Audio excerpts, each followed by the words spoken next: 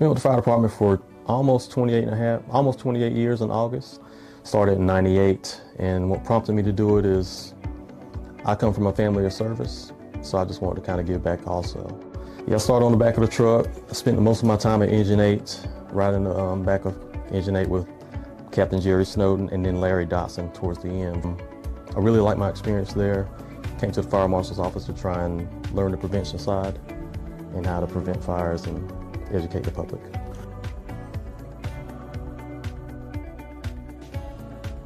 And we had this call come in, structure fire, the place we had inspected earlier that day. And we told them that they needed to get their hood service and some other cleaning maintenance items they had to do. So we go to the call, flames through the roof, looked really bad. It wasn't as bad as we thought because actually the hood was venting the flames and it was a kitchen fire. So my officer at the time was, he was going to let the other crew run in and do the fighting of the fire, but that's our first in. So I was like, we need to go in here. I was dressed up, ready to go. He's like, all right. So he starts putting his gear on. He tells me to go in, and I go in, and we find the seat of the fire, put it out, come out looking, like we've done a lot of work. But it really was a quick fire, kitchen fire. But it was funny because right after the fire happened, the hood we had talked about needed to get service. So we're sitting there talking, doing some overhaul and salvage and stuff. And then the hood just goes off and coats us all with the white residue, the powder. It's just like, and just, I was like, that's poetic,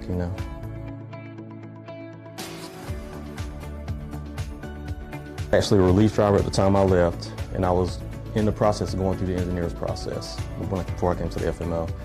I was going to do 2 promotional processes, and this one came up first. So then I promoted to this one, and I've been there since 2004. You go from, red lights and sirens to basically reading books and learning how to speak to people and communicate fire code violations and stuff. So it's a slower pace, but you really do see the reward from it because you have a lot of contact with the community.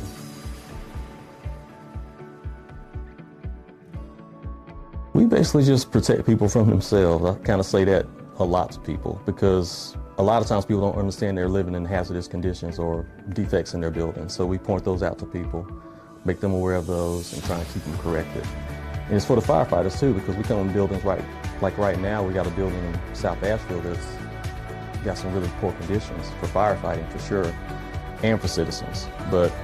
And that takes a lot of time sometimes because the owners don't want to meet with you. It takes a lot of patience and a lot of communication skills to navigate that. But basically, we just try and make the building safe for people to go and patronize and shop and do whatever they do in the community, and make sure that those habits go into their homes also. So everything we teach them in their business, they can also take to their home and understand, like, oh, I can't plug all these things together because it could overload a circuit and burn my house down. The number one rule is egress for life safety. So you got to make sure all your doors work. You can get out of the building. And that goes with a lot of things with the fire marshal's office. Like I was telling my boss, we were talking about a motto we could have for the office, and one motto we came up with was let them know it's time to go.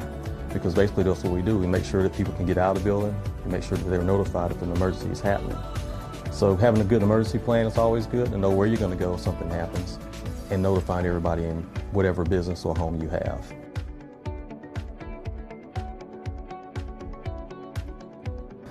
Well, coming into it as a firefighter, I'll definitely look at it like you always have to have a service attitude. And you have to realize that you're there to help citizens and make them aware and make them feel safe, make them feel heard, make them feel, value also. Because a lot of times in my job, when you get to this fire marshal role or any role where you speak to the public a lot, you get a lot of complaints about things, especially from us because we tell people they can't do things and they don't like that.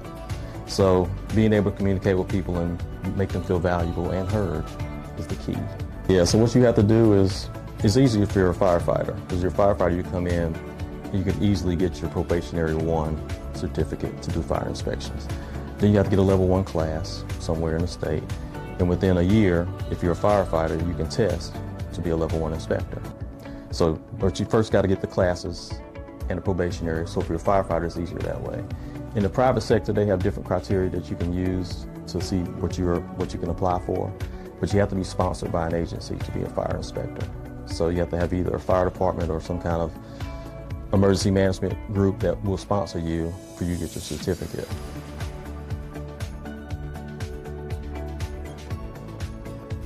Oh, I'm local, so I'm all about, helping out my own community because I grew up in Kenilworth. So I've grown up here my whole life. I've seen all the changes.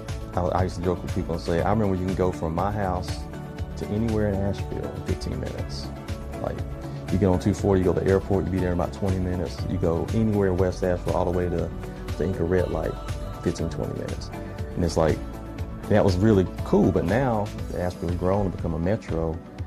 And I kind of like that I'm in the industry I'm in right now, and I'm also in the fire marshal's office because I feel like I've seen it grow from a small mountain community to a small metro community. It's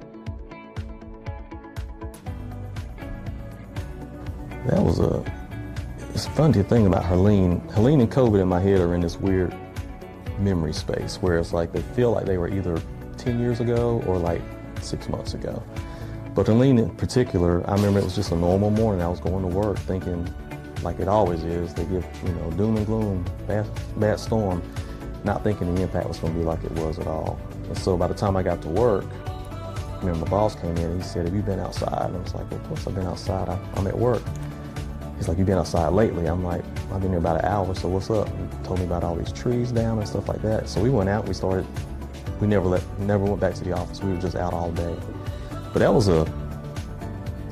that made me really understand that at any given time, we can be put into a state of emergency and everything can change.